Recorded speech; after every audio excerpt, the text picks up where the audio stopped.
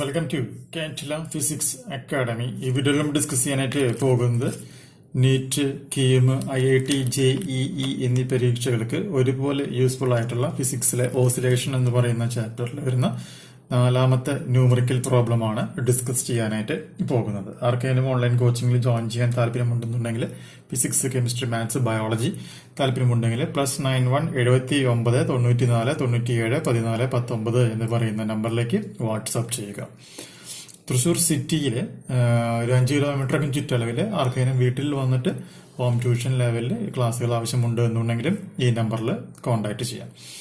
Okay, അപ്പോൾ ഓസിലേഷന്റെ നാലാമത്തെ problem നോക്കാം. A simple pendulum oscillating in air has period T. The bob of the pendulum is completely immersed in a non-viscous liquid.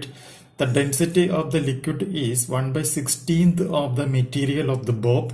If the bob is inside liquid all the time, its period of oscillation in this liquid is dash എന്നാണ് ക്വസ്റ്റ്യനിൽ ചോദിച്ചിട്ടുള്ളത്. ഇത് 9 April 2019 shift 1 IIT JEE main എക്സാമിന് വന്നിട്ടുള്ള ഒരു ചോദ്യമാണ്.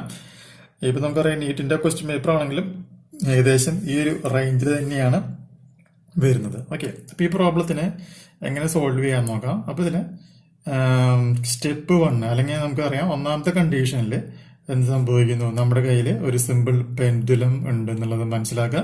ഈ simple pendulum എന്ന് പറയുന്നത് എയറിലാണ്. എയറിലാകുന്ന സിറ്റുവേഷനിൽ അതിന്റെ ടൈം പീരീഡ് എന്ന് പറയുന്നത് T എന്നായിരുന്നു. രണ്ടാമത്തെ കണ്ടീഷനിൽ സെയിം സിമ്പിൾ പെൻഡുലം തന്നെയാണ്. നമ്മൾ എന്ത് ചെയ്യുന്നു, അതിനൊരു നോൺ വിസ്കസ് ലിക്വിഡിൽ നമ്മൾ എന്ത് ചെയ്യുന്നു, ഇമേഴ്സ് ചെയ്യുകയാണ് എന്ന് പറയാണ്.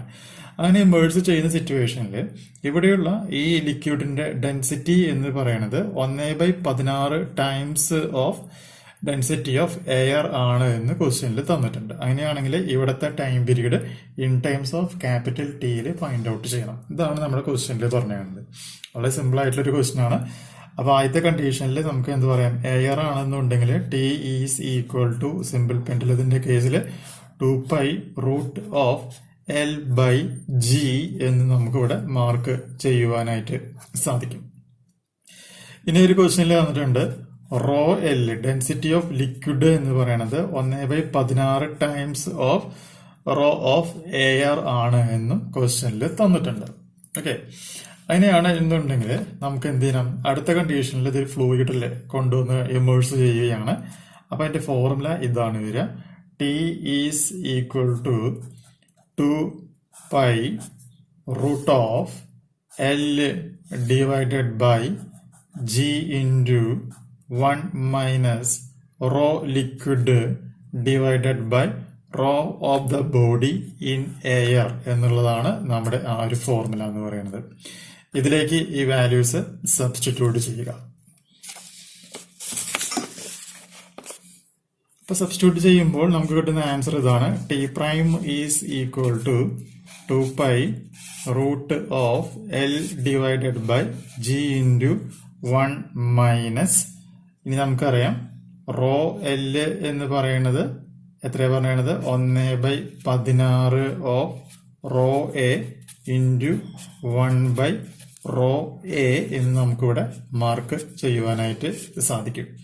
So T prime is equal to 2π into √L divided by G into ഈ റോയെ എല്ലാം വെട്ടി പോവും. അപ്പൊ 1 മൈനസ് 1/15 എന്ന് വരും.